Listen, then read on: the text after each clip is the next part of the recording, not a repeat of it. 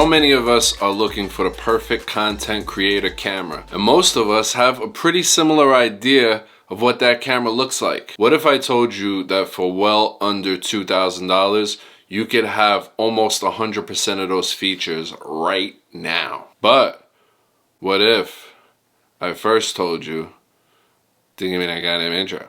Resume is a heavyweight, yeah. Put it on my back, give me everything, yeah. I need everything, I need all of everything, yeah. This is the over 3-year-old Olympus EM1 Mark II, and this might be the best YouTube/vlogging camera to date. Let me explain why this dinosaur is my newest favorite toy. Let me start out by saying I have no previous experience with Olympus cameras or the Olympus system. Also, this video has no affiliation with Olympus whatsoever.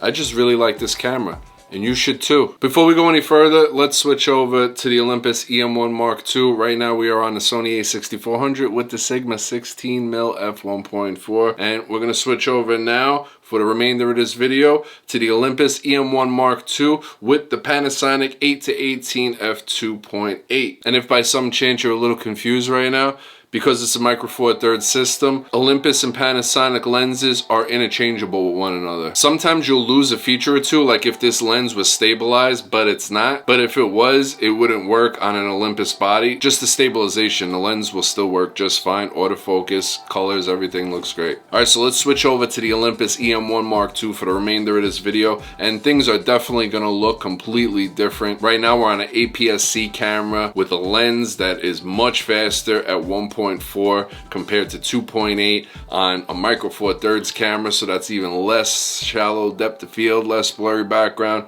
so things are going to look a lot different. Plus this lens is a lot wider, and we're going to show it to you guys on the widest focal length, which is 8, which is equivalent of 16mm.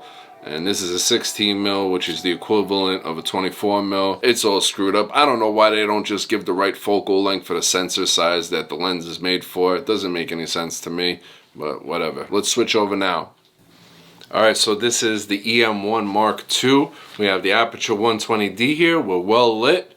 And as you can see, it's a much wider field of view. So let me explain how I got to the point of buying this camera. Olympus just announced the EM5 Mark III, and on paper it seems like a vlogger's dream. And as I'm doing research and watching video after video and reading about it, I'm seeing a lot of people saying that the EM1 Mark II is a slightly better camera than the EM5 Mark III, and it's a little bit more professional. And after doing some more research, I find out that the EM5 Mark III has the same exact sensor and processor as the EM1 Mark II does. But each of them have one or two features different than the other. So let me run through why I decided to pick up the EM1 Mark II instead of the EM5 Mark III. Not that this is a comparison video. I've never personally used the EM5 Mark III. I did have some hands-on time with it at Photo Plus real quick. Got to hold it, got to play with it a little bit. And honestly, even though it's marketed as a much smaller and lighter rig, once you add a lens to it and perhaps a shotgun microphone and whatever else, maybe a vlogging grip like this one here that I use, the weight isn't that much different in hand as it is on paper.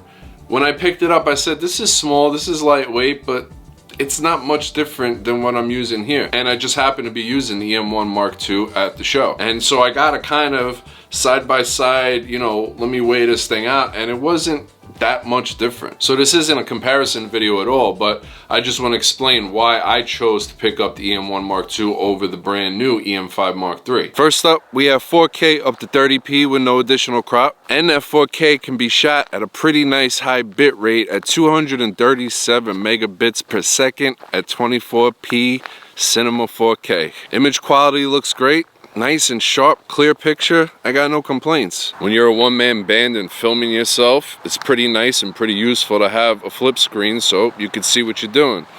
And yep, that's here too. That's all I got for that one. Next, image stabilization is on point. If you're a walker talker, you're always on the go, you never quite know when you're gonna need your camera to get up and move and get your shot while you're moving. Image stabilization don't get no better than an Olympus camera. Alright, this is OM Log 400. This is Olympus's Log Gamma. And judging by the histogram, I had to overexpose by about 2 stops, so we are at +2 and nothing blown out. Let's see if we can go a little higher. That's 2.3, and now we're blown out at 2.7.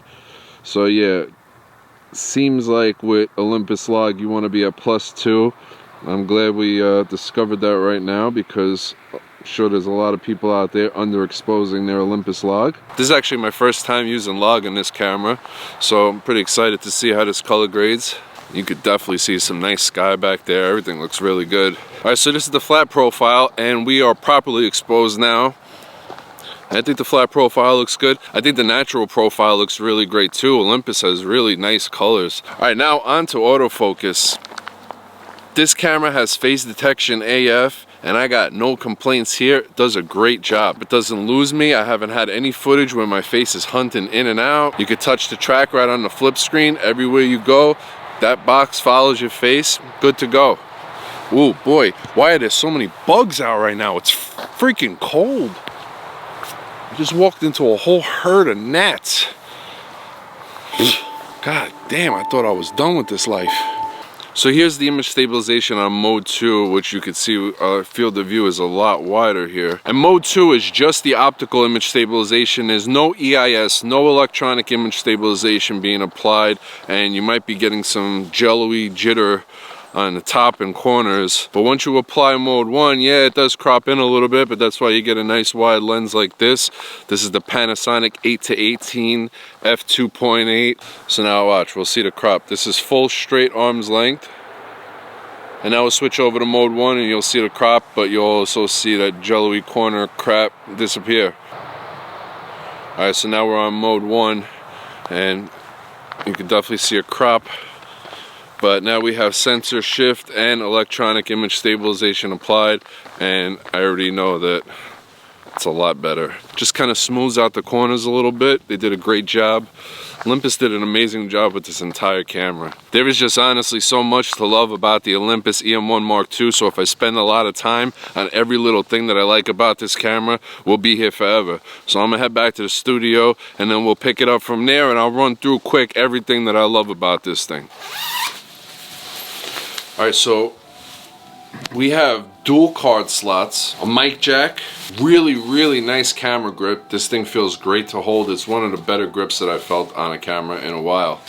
I mean, I got some big ass hands and I have no problem whatsoever getting a real nice, strong, comfortable grip on this camera. Olympus's color science is really nice too. Really nice skin tones. I really like the look that this camera gives you. And we also have, like you saw, the log and flat profiles, which with a really nice high bit rate like we're shooting in right now, you really have a lot of flexibility in post to color grade and really not have that image fall apart. So log and flat profile options, I'm definitely liking that. Battery life, outstanding, my friends, outstanding. I pretty much make it through all day on one battery, and all I have is one spare to keep with me. We also have a very rare shutter speed of 1/48, which is perfect if you're following the 180-degree rule when using 24 frames per second. What else is there? Lenses. Lens selection. The lenses selection is very wide for the Micro Four Thirds system. Whether you're using an Olympus or a Panasonic body,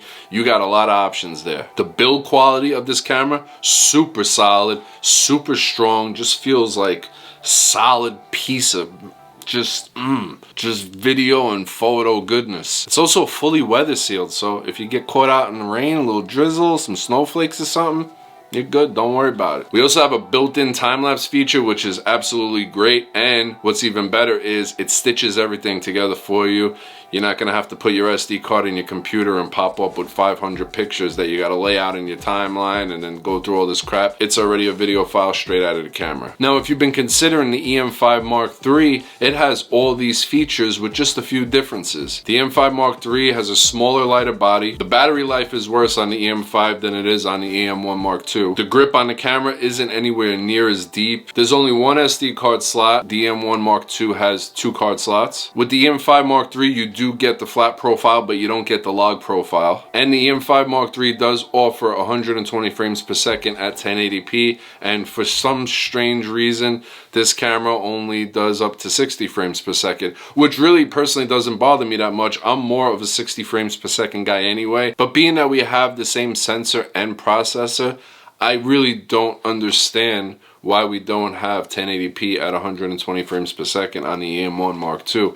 Maybe they could do it, but they said, all right, we got to separate these two cameras a little bit more, so let's just throw the 120 on the EM5 Mark III. That's really all I could think of, because I can't see any reason why they couldn't add it on this camera if the EM5 Mark III is capable of doing it, but whatever, it's not the biggest deal to me at least. Maybe Olympus will surprise us again and give us another great update for this camera and give us 1080p at 120 frames per second, but I wouldn't count on it, and if they don't, you can't be mad. This thing is aged, and they've hooked us up quite a bit with the updates on this camera. Now, it's not all bells and whistles, because I do really love this camera, but there are one or two features that I have a little bit of a problem with, and I feel like they can easily be introduced in a firmware update. So Olympus, if you are watching, please add these two features, because it's driving me crazy not having them. All right, my first problem that I have here, in full manual mode, I can't figure out how to get the little numeric exposure meter on my screen. All I get is a histogram, which when you're vlogging and you're on the go and your lighting is super uncontrolled and you're going indoors and out,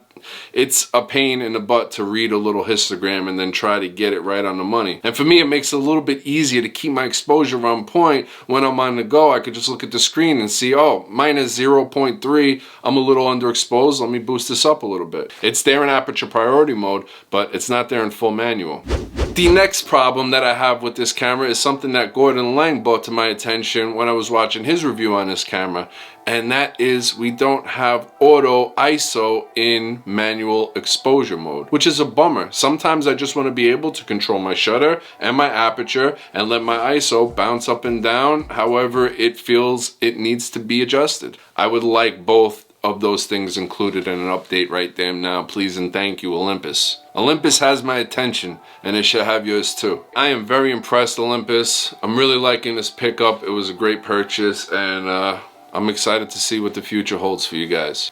Oh, maybe you're looking for a handsome Italian Olympus ambassador, something like that. Maybe his email happens to be in the description below. I don't know. That's it for this one. Like, subscribe, all the usual crap. Follow me on Instagram. I will see you guys next time. Thank you for watching. Enjoy your day, your night, and tomorrow morning. Salute! Resume is a heavyweight, yeah. Put it on my back, give me everything, yeah. I need everything, I need all of everything, yeah.